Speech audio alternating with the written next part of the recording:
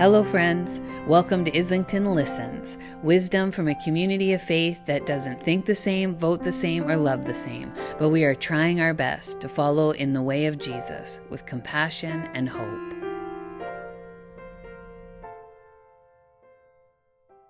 So we meet people again, often questioning Jesus.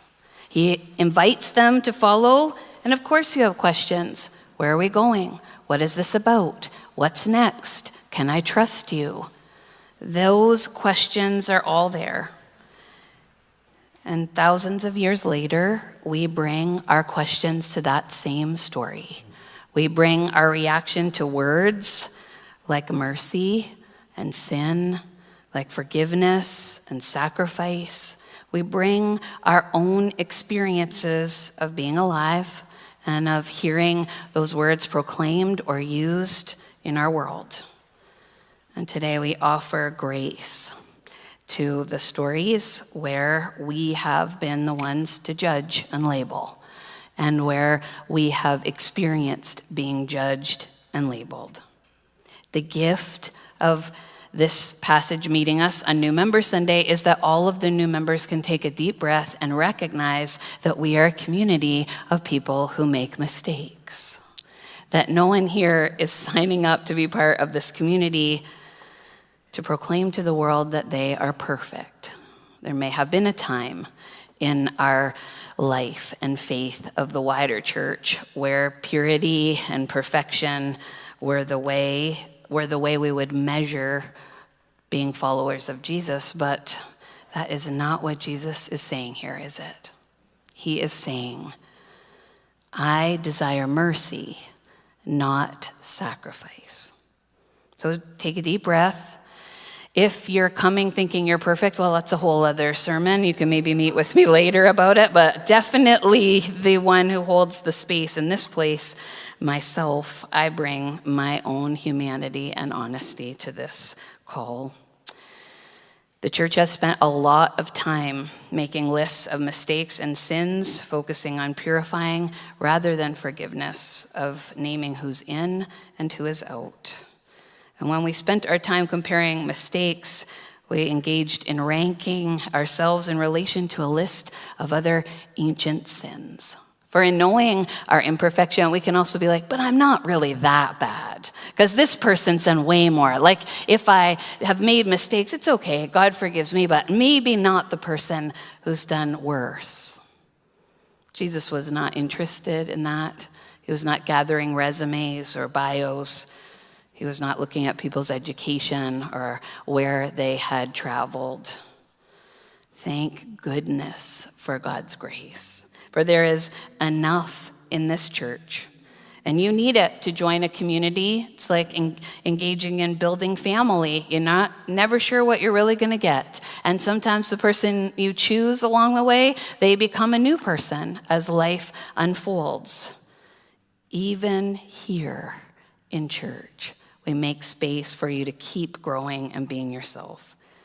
And that's the only way that people can step into leadership, is to hold it humbly and be aware that they offer their best, and there are days where it won't be what is needed, but you're not alone in it. So when we lose our way, grace meets our flops. That's the word I've been using lately. You know what a belly flop feels like when you wanted to dive and thought you were graceful, but instead it's your tummy that hits the water. That's kind of what it can feel like when you make a mistake and you didn't intend to. We have all walked that path. Some of us have done that more publicly than others, when we're live streaming or when you're the host of Survivor's finale and you name the person who, thinking you were farther along in the show than you were, and publicly you tell everybody who's been watching for 50 seasons that this person lost before the challenge was revealed. Or if you were the host of the Miss Universe pageant, Stephen Harvey announced that it was Miss Columbia who won. She walked with the crown and the flowers all the way to the end on live TV. And at the end, when she returned, the people in the booth had to come and say, it's actually Miss Philippines. Yeah, can you feel how that feels to be the person who had the mistake done to you and had your crown removed, or the one who missed that moment, or to be the one that hurt publicly? Sometimes the repercussions are public and someone has to be fired for that. Other times there is room at the end of Survivor where they just said to him, the show must go on. We make mistakes in real time, and we make mistakes other times where we didn't even know till long after. When you make a cake and the recipe flops, there's way more of a visceral response when people are expecting a beautiful dessert from you and it just didn't quite make it out of the oven. Artist Andy Goldsworthy said years ago, I make 1 or 2 pieces of work each day I go out. From a month's work, 2 or 3 pieces are successful, but the mistakes are very important because each new work is a result of knowing something that you could only have learned through past experience. We all have been there. We could deny when we've made a mistake. We could blame someone else. We could make excuses, or we could over-explain. But many of us have learned in our wisdom that that doesn't really help it, does it? It can actually make it worse. So I invite you to just be aware in your mistake making, in the times where we make flops and we wish that they were flips, that we can take ownership for it. We can acknowledge the impact that it has on others. We can express remorse. We can provide a remedy or a healing if possible. And we also know that we live in a world where sometimes you can't fix what's been heard. And that our lives are testimony to those stories. They're not always the ones we lead with in coffee hour when we say hello to people, but they're present to us. Whether we've worked really hard to lay them down and leave them, or whether we're just freshly aware. So I want to lift up for you this morning a couple of flops that ended up later to be flips. Because you only know the present when you're experiencing your life. And we talk about not knowing about God, or really heaven in the future that we see through a mirror dimly, not in a despairing way, but dimly being like, we don't know what it looks like around the bend, but we take this step today. So think about the pharmacist who was attempting to formulate a headache and a hangover cure using cocoa leaves and cola nuts, who accidentally mixed in carbonated water and ended up creating Coca-Cola. How about the 3M scientist who was trying to develop a super strong, heavy-duty aerospace adhesive, but instead he accidentally created a low-tack adhesive that stuck lightly to surfaces and could be peeled off without leaving residue? The Post-it note. He would not have known. He may have even lost his job along the way. How about the engineer who was testing a new vacuum tube called the magnetron for military radar and noticed the candy bar in his pocket melting and realized that microwaves could generate heat? You are using the microwave oven often with a reminder of his big flop. How about Dr. Alexander Fleming? He went on vacation to discover he had left a petri dish full of bacteria uncovered. That stray mold spore landed in a dish and killed all the bacteria around it, leading to the world's first antibiotic, which you know as penicillin. Now, it's easy to celebrate mistakes that turn out pretty good, but I am certain that the cleaning person in the lab who was frustrated that he left out his petri dish might have been annoyed in the immediate. Because there is immediate reaction. How about the disgruntled chef whose person, he'd made a beautiful potato dish and sent it out, and the person sent it back saying it was too soggy and too moist. So he was so mad that he took the potatoes and he chopped them up really finely and he put them in the oven on really high, and he added so much salt to be annoying to the person and sent it back to them, and the first potato chip arrived. We're so gracious when mistakes are not intentional, but we think we know that even when the person did it intentionally, that it must be the end of the world. How surprised we can be. In World War II, a researcher named James Wright was trying to create an inexpensive synthetic rubber because it was short at the time. 50 years later, that mistake has led to silly putty, still a toy. Mistake, misstep, eventually becoming something great, the flop that got flipped. It didn't matter if it was an accidental mistake or intentional. And the Bible is full of characters who had flops. We read it thinking it should tell us about God, should tell us how to be. The rule book is kind of a slippery slope because you read it chapter to chapter and the rules will keep changing because the Bible is a story about the ways, well, it's one interpretation, the ways that people experience God. And God continues to use people who make mistakes, not the little ones, but big. And just in case you haven't read your Bible lately or you forget, how about we talk about Jacob? Esau's twin, remember, grandsons of Abraham and Sarah, the key to being the family of many nations. Remember Jacob's flop? He was the youngest twin by just a little bit. He came out of his womb, out of his mom's womb, holding the heel of his brother Esau. Anybody here know what that's like to be the second born? We won't get into it. Because Esau was the eldest, he would inherit everything from his father. But Jacob tricks the dad, getting what was supposed to be Esau's. But God arrives to Jacob in a dream, changes heart and attitude.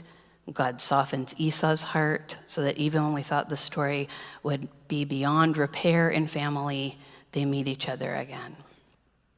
Let's talk about Miriam, brave little girl who hid in the bulrushes, watch her baby brother floating in the Nile among the crocodiles and those who wanted to kill all of the Hebrew babies.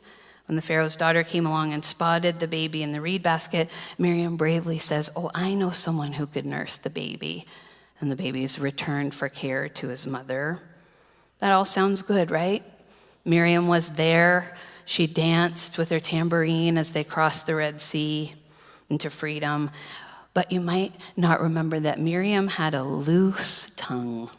Whether it was jealousy or frustration or what, Miriam began gossiping about her brother and her brother Aaron and their brother Moses. God heard the words coming from Miriam's mouth and asked to speak to the three siblings.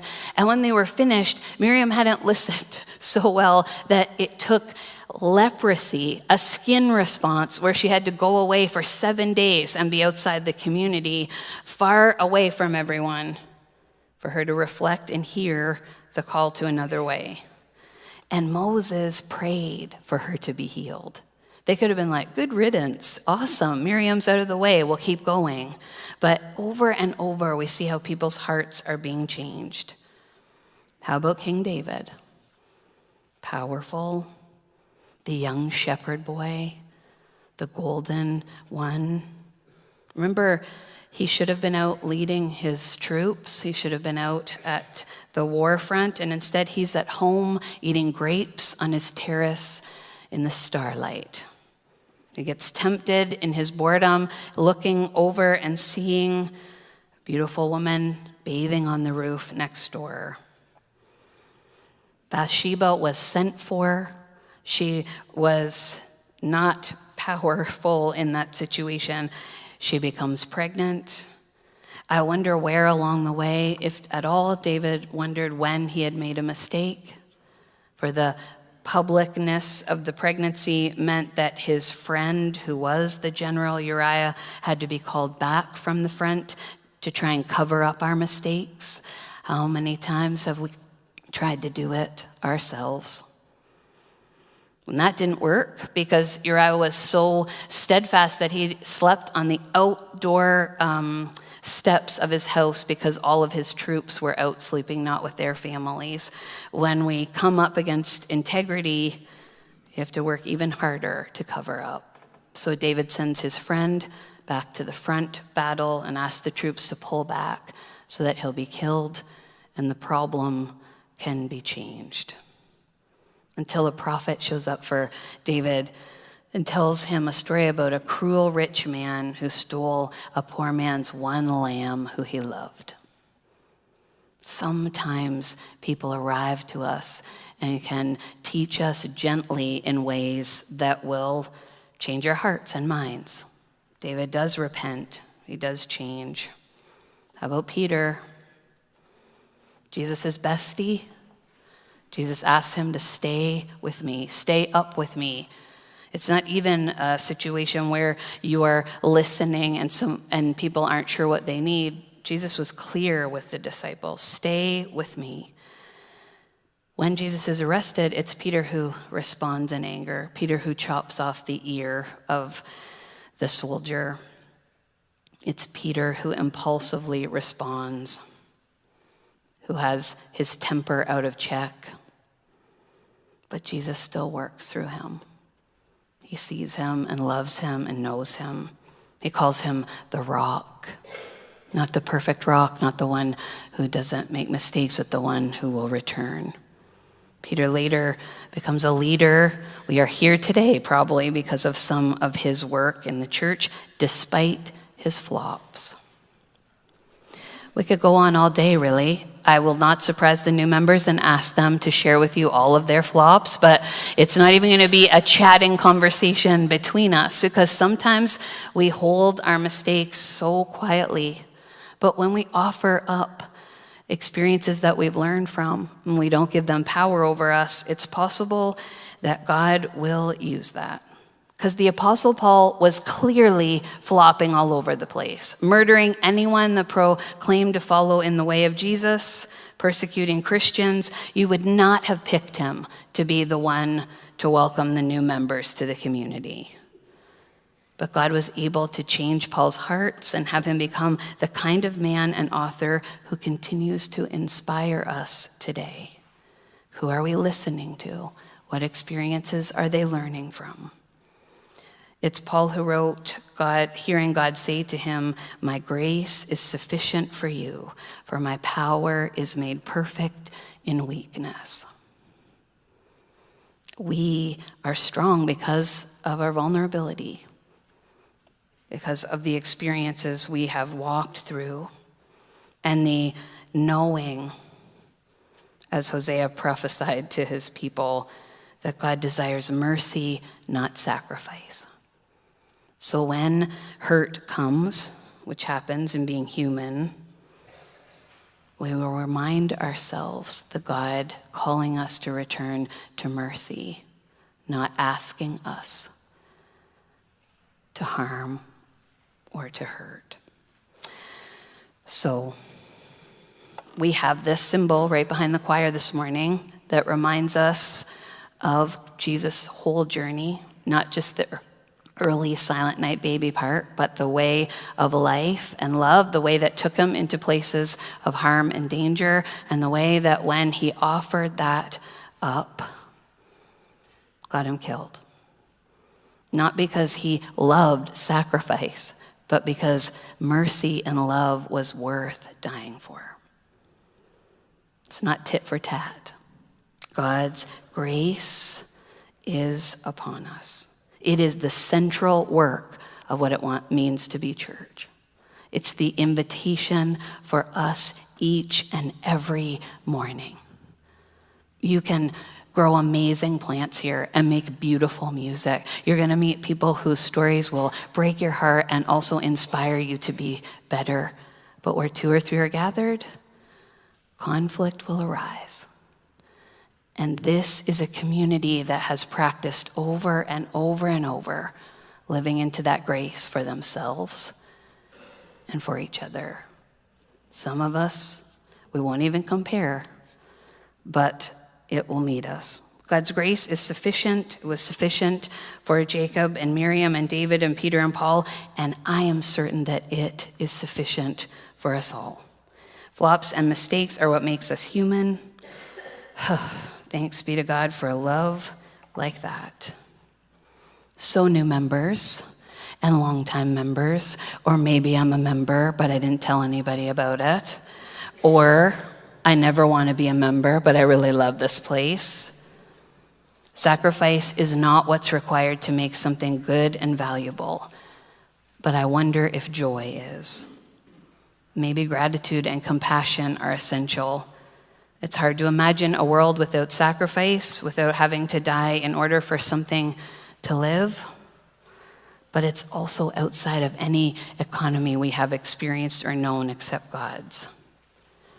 So, friends, as we grow this place, may it be growing God's dream that is worth imagining.